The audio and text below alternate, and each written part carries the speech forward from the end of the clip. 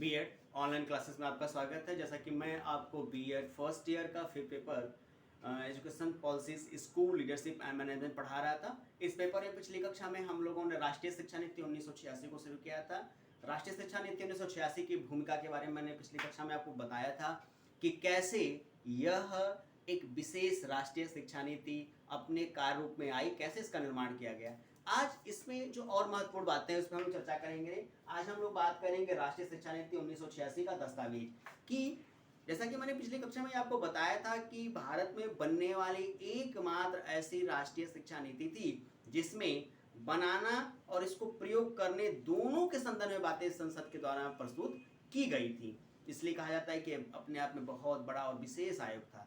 तो आज हम इसके दस्तावेजों की बात करेंगे कि वो कौन कौन सी महत्वपूर्ण बातें, कौन कौन सी विशेष बातें जो थी वो राष्ट्रीय शिक्षा नीति 1986 में कही गई थी। देखिए, अगर हम राष्ट्रीय शिक्षा नीति के दस्तावेजों की बात करें तो राष्ट्रीय शिक्षा नीति के जो दस्तावेज थे, ध्यान दीजिएगा, राष्ट्रीय शिक्षा नीति के जो दस्तावेज हैं वह 12 भागों में बटे हुए, 12 भागों में इसके दस्तावेज जो थे वो बटे हुए थे। इसके दस्तावेज जो थे 12 भागों में बटे हुए थे और अपने आप में, जैसे मैं बार बार कहता हूं कि अपने आप में बहुत बड़ा एक विशेष आयोग था, विशेष शिक्षा नीति थी। शायद यह एक ऐसी मात्र शिक्षा नीति थी जिसने भारत की शिक्षा की व्यवस्था में क्रांतिकारी परिवर्तन ला दिया। और वो जो स्टैटिस्टिकल्स सांख्यिकीय विवरण राष्ट्रीय शिक्षा नीति द्वारा तैयार किया गया था, समीक्षा की गई थी शासनादेश के अनुसार, राजीव गांधी प्रधानमंत्री जो थे उनके अनुसार 1951 से लेकर 83 तक।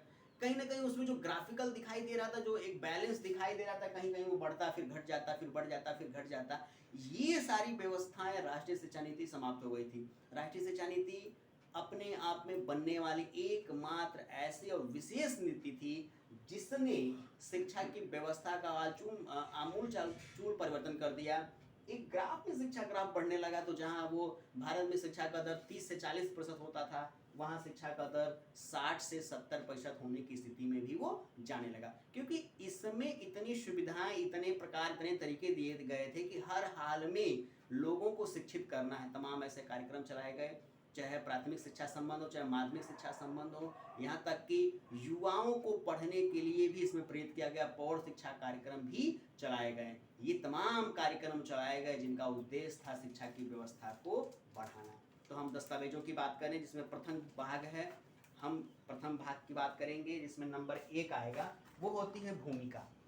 ध्यान दीजिएगा, नंबर 12 कुल हैं, 12 में से एक करके पढ़ेंगे। नंबर 1 जो है वो हमारी है भूमिका। ये राष्ट्रीय शिक्षा नीति की भूमिका क्या है, क्या ये काम करती है। देखिए, राष्ट्रीय शिक्षा नीति 1986 की भूमिका में स्पष्ट तौर पे कहा गया है कि राष्ट्रीय शिक्षा नीति 1968 जो बना था उसका व्यापक प्रभाव इस शिक्षा नीति में देखने को मिलता है। जैसे 10+2+3 एजुकेशन सिस्टम को जो संचालित करने की बात कही गई थी, वही बात राष्ट्रीय शिक्षा नीति 1986 में स्वीकार कर ली जाती है। और ये भी कहा जाता है कि 90%, ध्यान दीजिएगा, 90% बालकों को सरकार प्राथमिक शिक्षा हर हाल में मुहैया कराने की जिम्मेदारी लेती है। वहीं ये भी कहा जाता है कि माध्यमिक स्तर पर विज्ञान और गणित की शिक्षा अनिवार्य तौर पे बालकों को प्रदान की जाएगी जिससे कि उनका शारीरिक और मानसिक विकास हो सके।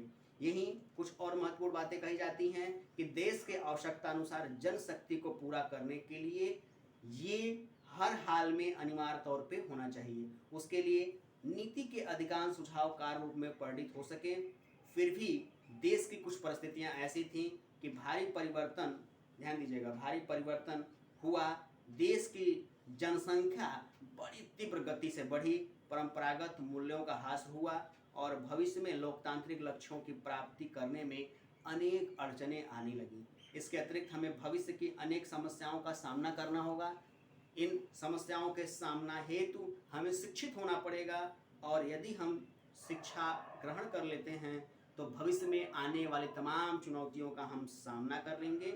और इसके लिए राष्ट्रीय शिक्षा नीति 1986 कटिबद्ध है इसके लिए नीतियां तैयार की जाएंगी और इन नीतियों की सहायता से कोशिश ये किया जाएगा कि भारत में जो ये जनसंख्या का तीव्र प्रगति है, तीव्र कह सकते हैं बढ़ाव है, इसको भी शिक्षा के माध्यम से रोकने का, सभी लोगों को शिक्षा देने का, सभी लोगों को शिक्षा में शामिल करने के लिए इसमें भी प्रयास किया जाए। ये बात रहती है भूमिका की, राष्ट्रीय शिक्षा नीति की भूमिका की। देखिए दूसरी महत्वपूर्ण बात है शिक्षा का सार और उसकी भूमिका। ध्यान दीजिएगा, इसी के द्वितीय भाग में आता है, इसी के दूसरे हिस्से में आता है, ये प्रथम, इसी में द्वितीय आता है शिक्षा का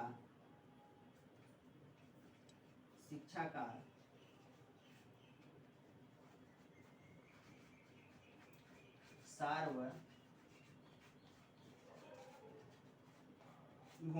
ध्यान दीजिएगा, दूसरी बात आती है शिक्षा का सार्वभूमिका। दूसरी महत्वपूर्ण बात आती है शिक्षा का सार्वभूमिका। देखिए the essence of role of education. दूसरी बात ये स्वीकार की जाती है कि सबके लिए, हमारे लिए भौतिक व आध्यात्मिक विकास की बुनियादी आवश्यकता अनिवार्य है। शिक्षा मनुष्य को सुसंस्कृत बनाती है और संवेदनशील बनाती है, जिससे राष्ट्रीय एकता के विकास में बल मिलता है। यह मनुष्य के स्वतंत्र चिंतन, उसकी समझ, उसकी क्षमता, उसमें लोकतांत्रिक भावना को जागृत करने, समानता, भ्रातृत्व की भावना, उत्पादन, धर्मनिरपेक्षता आदि जो लोकतांत्रिक व्यवस्था के लिए महत्वपूर्ण बिंदु हैं, इस पे अपना काम करता है और अपने वर्तमान के साथ साथ अपने भविष्य के निर्माण करने के लिए एक वास्तविक शिक्षा होनी चाहिए। उसके लिए एक बेहतर निवेश राष्ट्रीय शिक्षा नीति था। वहीं हम बात करें इसके तीसरे भाग की, तीसरे भाग की जो बात करते हैं उसमें आता है राष्ट्रीय शिक्षा प्रणाली। ध्यान दीजिएगा, national system of education. National system of education पे कंपल्सरी तौर पे कहा गया कि राष्ट्रीय शिक्षा प्रणाली में संविधान की मूल धारणा निश्चित स्तर पे बिना किसी भेदभाव के भारत में रह रहे समस्त बालक बालिकाओं को शिक्षा देने के लिए कटिबद्ध है। साथ ही पूरे देश में समान शिक्षा व्यवस्था लागू करना, 10+2+3 एजुकेशन लागू करना, ये भी चाहिए।